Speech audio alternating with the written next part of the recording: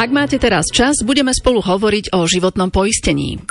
Barbara Štubňová má pre riaditeľku úseku poistenia osôb v komunálnej poisťovni Beatu Vojtechovú zásadnú otázku. Prečo by sme životné poistenie nemali podceňovať? Životné rizikové poistenie vás chráni pre prípad, že kvôli chorobe, úrazu alebo ich následkom nebudete môcť pracovať a zarábať si na živobytie. Môže sa tiež stať, že zostanete invalidní až do konca života.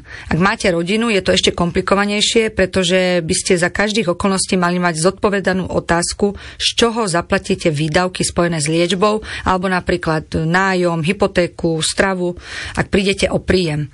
Pre väčšinu ľudí je odpoveďou životné poistenie.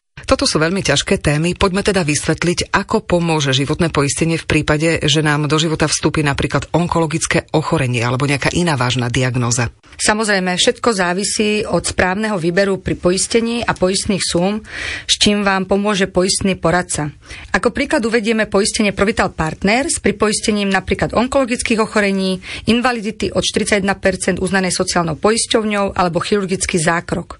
Už pri diagnostikovaní ochorenia a uznaní invalidity vám dohodnutú poistnú sumu vyplatíme naraz.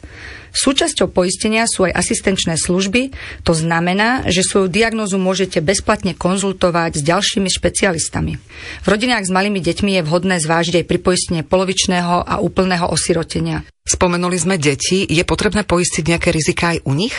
Určite, a to z jedného dôvodu. Choroba či úraz vášho dieťaťa môže negatívne ovplyvniť aj váš príjem.